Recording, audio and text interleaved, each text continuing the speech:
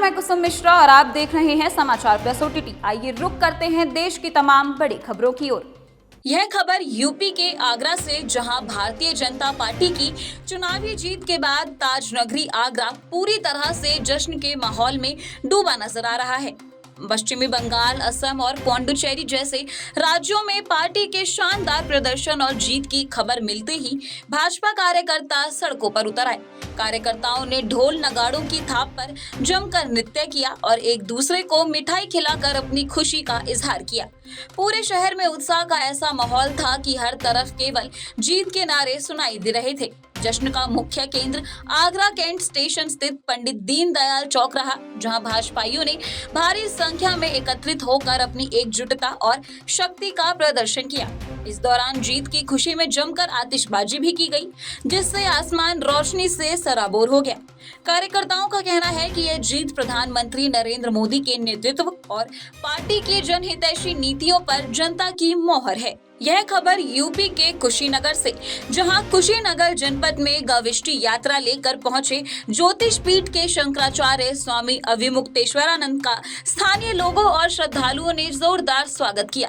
जनपद की सीमा पर कदम रखते ही सैकड़ों की संख्या में मौजूद समर्थकों ने पुष्प वर्षा और जयकारों के साथ उनकी अगवानी की। यह धार्मिक यात्रा कुशीनगर की सभी 7 विधानसभा क्षेत्रों से होकर गुजरेगी, जिसका उद्देश्य गौरक्षा और सनातन मूल्यों के प्रति जन जागरूकता फैलाना है। यात्रा के दौरान शंकराचार्य पूर्व कैबिनेट मंत्री और वरिष्ठ सपा नेता ब्रह्मशंकर त्रिपाठी के आवास पर भी जाएंगे, जिसे लेकर क्षेत्र में काफी चर्चाएं हो रही हैं। धार्मिक यात्रा के दौरान शंकराचार्य के तेवर काफी सख्त नजर आए और उन्होंने सीधे तौर पर राजनीतिक व्यवस्था पर निशाना साधा। उन्होंने स्पष्ट शब्दों में कहा कि गौ हत्यारों का पैसा और वोट अब बर्दाश्त नहीं किया जाएगा। राजनीतिक दलों पर सीधा प्रहार करते हुए उन्होंने गौ रक्षा के मुद्दे को राष्ट्र के स्वाभिमान से जोड़ा। शंकराचार्य ने चेतावनी भरे लहजे में कहा कि जो दल गौ संरक्षण को प्राथमिकता नहीं देंगे, उन्हें हिंदू समाज का समर्थन मिलना कठिन होगा। इस यात्रा ने कुशीनगर के धार्मिक माहौल के साथ साथ सियासी तापमान को भी बढ़ा दिया है। यह खबर उत्तर प्रदेश के बांदा से, जहां बांदा जिले में पुलिस की वर्दी को शर्मसार करने वाला एक मामला सामने आया है। यहां एक पीड़ित महिला ने हमीरपुर जनपद में तैनात सिपाही पवन कनौजिया पर 5 वर्षों तक शारीरिक शोषण करने और भारी ठगी करने का गंभीर आरोप लगाया है। महिला का कहना है कि सिपाही ने शादी का झांसा देकर लंबे समय तक उसका यौन उत्पीड़न किया और इस दौरान उसने महिला से 2 लाख रुपए नगद तथा करीब 1.5 लाख रुपए के गहने भी हड़प लिए। पीड़िता ने सनसनीखेज खुलासा करते हुए बताया कि पवन कनौजिया पहले से ही शादीशुदा है, लेकिन उसने यह बात छिपाकर उसे धोखे में रखा। जब महिला ने शादी का दबाव बनाया, तब सिपाही की असलियत सामने आई। न्याय की गुहार लेकर पुलिस एसपी के पास पहुंची महिला की शिकायत को गंभीरता से लेते हुए एसपी ने मामले की निष्पक्ष जांच के आदेश दिए। पुलिस प्रशासन ने भरोसा दिलाया कि जांच रिपोर्ट के आधार पर आरोपी सिपाही के खिलाफ सख्त कार्रवाई की जाएगी। इस घटना के बाद से पुलिस महकमे में हड़कंप मचा हुआ है। एक पवन पुलिस वाला है, उसने मुझको धमका के और बहला फुसला के और मुझको शादी का झांसा दे के कहा कि मैं तुमसे शादी करूंगा, और अब बोला कि मैं शादी नहीं करूंगा। और 5 साल से मुझे रखे, 3 साल से कलिंजर में रखे था और बांदा में भी रखे था 7 महीने, और अब बोला कि मैं शादी नहीं करूंगा। और शादी का नाम लेके कह रहा था ज़मीन खरीदेंगे, घर बनाएंगे, और मेरा 2 लाख रुपए और 1.5 लाख का जेवर सब ले गया है। और मेरी तबीयत खराब हो गई है तो मुझे भगा दिया मेरे घर।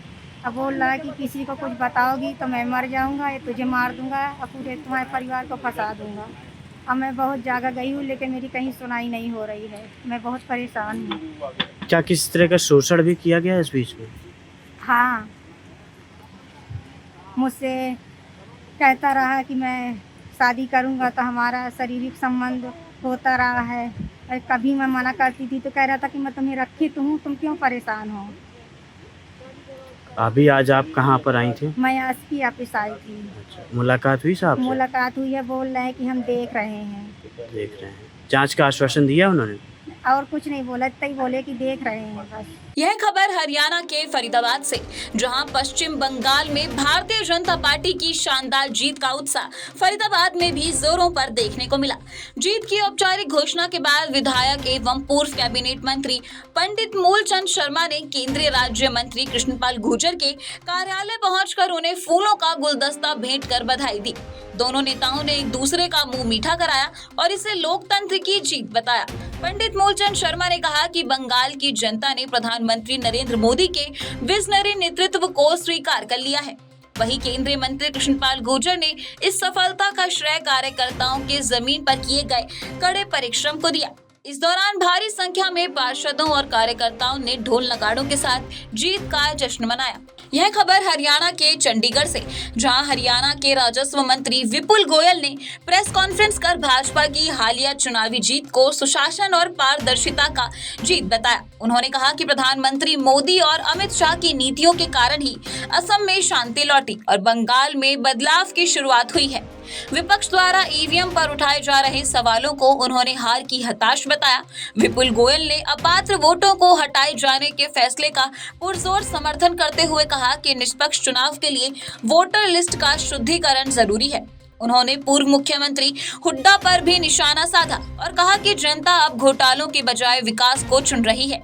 वहीं स्थानीय मुद्दों पर उन्होंने आश्वस्त किया कि दमकल और सफाई कर्मचारियों की हड़ताल को बातचीत के जरिए जल्द ही समाप्त कर लिया जाएगा। मैं आप सबको, देशवासियों को, प्रदेशवासियों को बहुत बहुत मुबारकबाद देता हूं कि जो बंगाल, आसाम और पांडिचेरी के अंदर भारतीय जनता पार्टी की बहुत ही थम्पिंग मेजॉरिटी से जीत हुई है।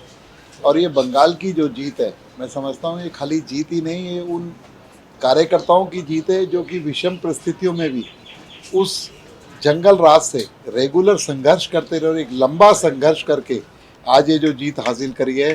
तो मैं समझता हूँ बंगाल की जनता को मैं बहुत बहुत मुबारकबाद देना चाहता हूँ। और भारतीय जनता पार्टी का जो परचम लहराया है, जिस तरीके से अन्य प्रदेशों में भारतीय जनता पार्टी पारदर्शिता की राजनीति और एक संगठनात्मक जो कार्य करती है, उसी तरीके से बंगाल भी अब उसी लिस्ट में उसका नाम दर्ज होगा। और एक बॉर्डर स्टेट होने के नाते बहुत ही इम्पोर्टेंट स्टेट था और वहाँ पर जिस तरीके से तुष्टीकरण की राजनीति और भेदभाव की राजनीति हो रही थी, उससे छुटकारा मिलेगा। और मैं कहता हूँ ये जीत जो है माननीय नरेंद्र मोदी जी की नीति की और माननीय अमित शाह जी की रणनीति की और कार्यकर्ताओं के अथक प्रयास का ये मेहनत है कि जो आज बंगाल के अंदर इतना ज़बरदस्त रिजल्ट लोगों ने एक तरफा होकर, क्योंकि वो जंगल राज से त्रस्त थे, बोल नहीं पा रहे थे, लेकिन उन्होंने चुप चुप, और पहले दिख रहा था जैसे जैसे चुनाव के अंदर गए, हम लोग भी गए और भी लोग पार्टी के कार्यकर्ता गए, तो जो फीडबैक था कि जिस तरीके से एक साइलेंट माहौल था, चुप दबी जबान के अंदर वहाँ के लोग बोलते थे, लेकिन इतनी संख्या में वोट डालकर कि उन्होंने एकदम इतना बड़ा मैंडेट देने का काम किया।